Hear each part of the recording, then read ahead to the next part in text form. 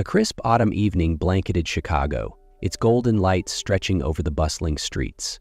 Inside a luxurious ballroom of an upscale hotel, Kelly Sullivan stood motionless amid the laughter and congratulations. She wore a flawless wedding gown, her auburn hair glowing under the chandelier's soft radiance. Today was supposed to be the happiest day of her life, yet all she felt was an emptiness she couldn't shake. Around her, guests raised their glasses to celebrate her marriage to Henry Pierce, heir to Pierce Industries. With his wealth and influence, Henry was one of Chicago's most desirable men. But to Kelly, this marriage was nothing more than a transaction. She remembered the moment when her family had been drowning in despair. Her father's small construction company was on the brink of collapse, burdened with an unpayable $10 million debt. It was then that Arthur Pierce, Henry's grandfather, made an offer she couldn't refuse. "Marry Henry, and I will erase the debt." His words echoed in her mind, calm, cold, and absolute. Kelly had known this marriage wasn't about love, but at least it would save her family from ruin. As the penthouse door clicked shut behind them, the air between them shifted instantly. Henry shrugged off his jacket and moved toward the window, his gaze fixed on the distant city skyline. "There's no need to pretend anymore," his voice cut through the silence, void of any warmth. Kelly clenched her hands into fists, unease tightening in her chest. "What are you saying?" Henry turned, his eyes cold and piercing. "I think you know exactly what I mean. I don't love you, Kelly. The woman I love is Evelyn Ward." Her heart stopped. She had braced herself for a loveless marriage, but hearing it out loud was like a dagger to her soul. "Then why did you marry me?" she asked, her voice barely above a whisper. Henry pulled out a folder from his pocket and placed it on the table. "You have 3 months to get pregnant. If you don't, I'll find someone who will." Kelly froze. Her eyes locked onto the papers before her. A divorce agreement already signed by Henry. The message was clear. To him, she was nothing more than a tool to uphold the Pierce family's legacy. She had known this marriage was about power and gain, but she never imagined she'd be treated like this. A sharp ache pressed against her ribs, but she refused to crumble. She had stepped into this game willingly, but she wouldn't let Henry dictate her fate entirely. Chicago's night air was colder than usual. A light drizzle swept across the long streets, reflecting the city's golden glow on the wet pavement. Kelly wandered aimlessly between towering buildings, her extravagant wedding dress now feeling more like a heavy chain than a symbol of love. She had no idea how long she had been walking when her feet led her to Wicker Park, a district filled with small, intimate bars nestled between vintage shops. She stepped into one, a quiet place, scented with cedar wood and whiskey. No one here recognized her as the newlywed bride of the Pierce Empire, and that anonymity brought a strange sense of relief. Kelly took a seat at the bar and ordered a strong drink. She needed something potent enough to drown out the thoughts clawing at her mind. But no matter how much the alcohol burned her throat, she couldn't erase Henry's voice. "You have 3 months to get pregnant. If you don't, I'll find someone who will." The words echoed like a cruel refrain. She gripped her glass tighter, a bold thought forming in her mind. If Henry only wanted an heir, she could take control of this situation herself. That was when she saw him, Johnson Caldwell. He sat alone at the far end of the bar, his dark hair slightly tousled, his broad shoulders relaxed yet commanding. His amber eyes were deep and unreadable, carrying a quiet strength. For some inexplicable reason, Kelly felt drawn to him. She rose from her seat and approached him. Her voice was steady, yet she felt the weight of her own words as she spoke. "Do you want to make some money?" Johnson arched an eyebrow, setting his glass down. "What exactly do you mean?" Kelly inhaled sharply, forcing herself not to hesitate. "I need a child." The space between them thickened with tension. Johnson didn't answer right away. He simply studied her. "You don't seem drunk," he finally said, his tone slow and measured.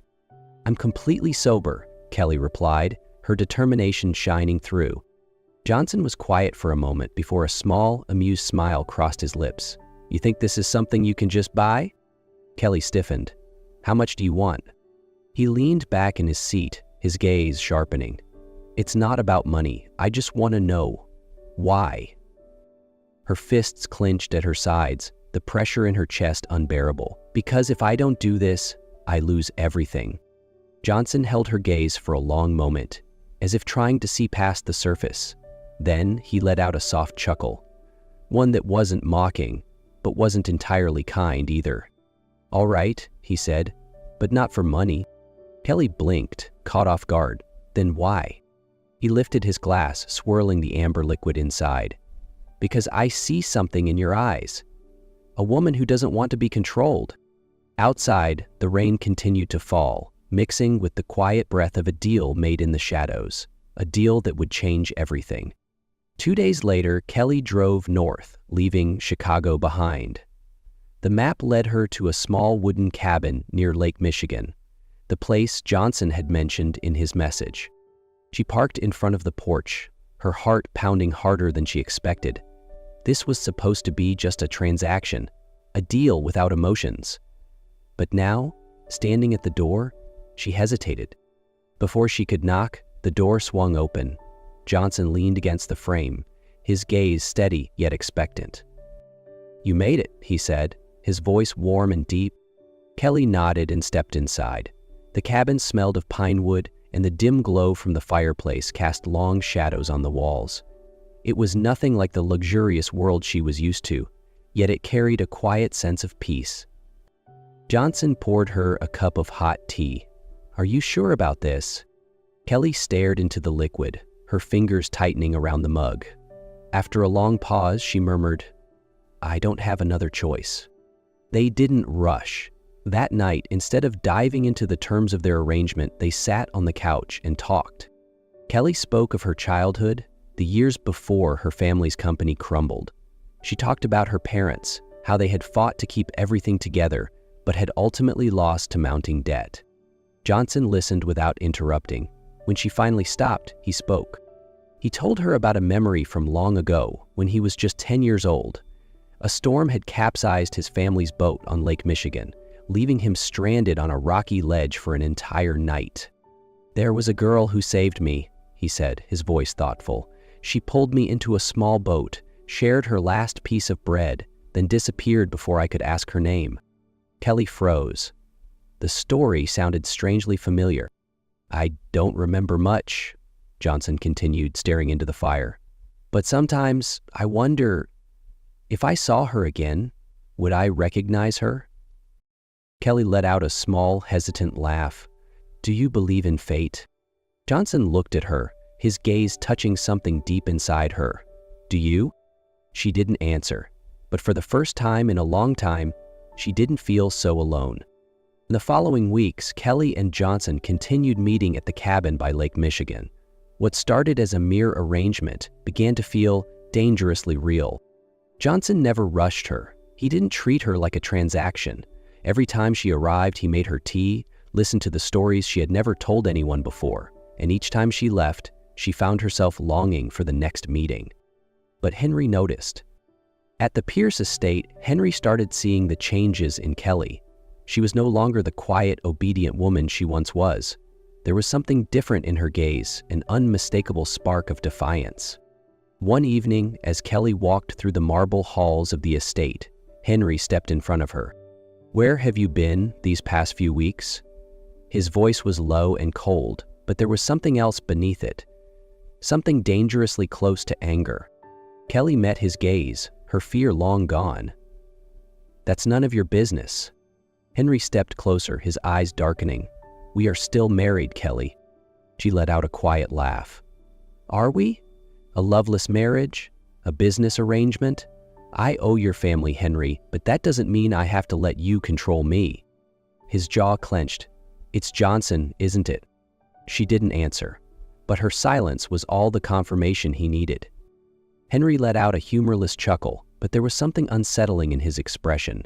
"You think he actually cares about you, or is he just using the situation to his advantage, just like you are?"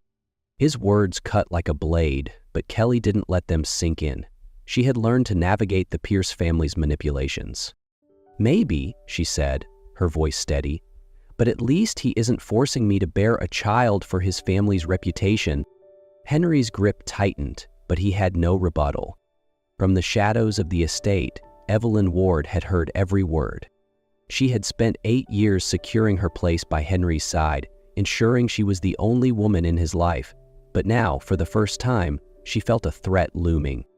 And Evelyn Ward was not the type of woman to let something she owned slip away.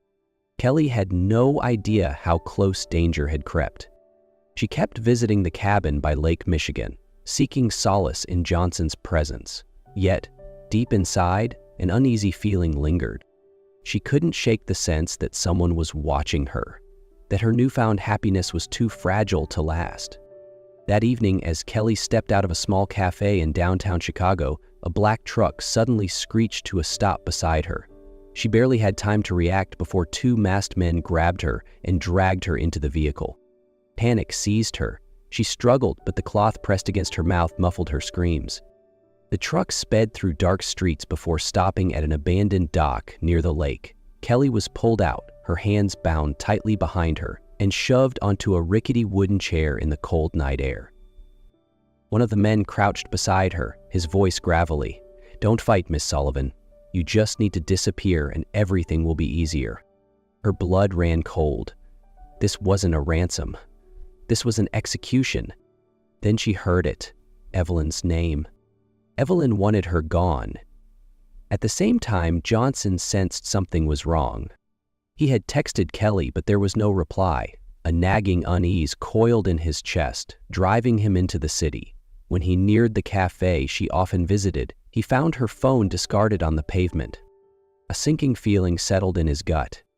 A drunk bystander mentioned seeing a woman forced into a truck heading toward Lake Michigan. Johnson didn't hesitate. He slammed his foot on the gas, tearing through the streets until he reached the abandoned dock. What he saw made his blood boil. Kelly was tied to a chair and 2 men loomed over her, one of them gripping a canister of gasoline. Rage surged through Johnson. Without thinking, he charged at the first man, his punch landing hard enough to knock him out instantly. The second man pulled a knife, but Johnson was faster. He twisted the attacker's wrist, sending the weapon clattering to the ground before dropping him with a single, brutal blow. But just as Johnson was freeing Kelly, one of the kidnappers shoved her backward. She stumbled, her head slamming against a jagged rock. Pain exploded in her skull, and suddenly, a memory resurfaced. The storm, the boy stranded on the rocks. She had been there. She had been the girl who pulled him onto the boat, who gave him her last piece of bread before vanishing into the night. Johnson had been that boy. Gasping, she blinked up at him. "Johnson!" He knelt beside her, worry etched on his face. "Kelly, are you okay?" Her fingers trembled as she reached for him. "It was me. I saved you." His eyes widened as the truth settled between them. The missing piece of his past had finally clicked into place. Before he could respond, a voice cut through the silence. Henry Pierce. Standing there, his face darkened with realization. "Evelyn did this?" His voice was hoarse. Kelly looked straight at him, no longer afraid. "You really think she loves you?" "She only loves power." Henry's entire body went rigid. A truth he had believed in for years had just shattered before his eyes. Kelly's fingers found Johnson's, grasping onto his warmth. This was the turning point. Nothing would ever be the same again. The Pierce estate was eerily silent as Kelly and Johnson stepped into Arthur Pierce's study. The most powerful man in the family sat behind a dark mahogany desk, his cold gaze sweeping over them. "You really think you can decide your own fate, Kelly?" Arthur's voice was laced with disdain. Kelly didn't flinch. She held her ground, her voice steady. "I don't need you to decide for me anymore." Arthur's sharp eyes flicked to her hand resting on her stomach. "That child isn't Henry's." The air grew heavy. Henry stood nearby, his expression unreadable, but he didn't speak. Arthur leaned back, his fingers tapping the desk. "Then get rid of it. I'll arrange everything." Kelly took a deep breath, her spine straight. "I won't do that." Arthur let out a cold laugh, his gaze darkening. "If you refuse, your family will suffer the consequences." Before Kelly could respond, Johnson stepped forward, his presence commanding. "You don't have the right to touch her." Arthur's eyes snapped to him, irritation flickering across his face. "And who do you think you are to tell me what I can and cannot do?" Johnson let out a quiet chuckle, but his voice was deadly serious. "Johnson Caldwell, my family's wealth surpasses yours by miles."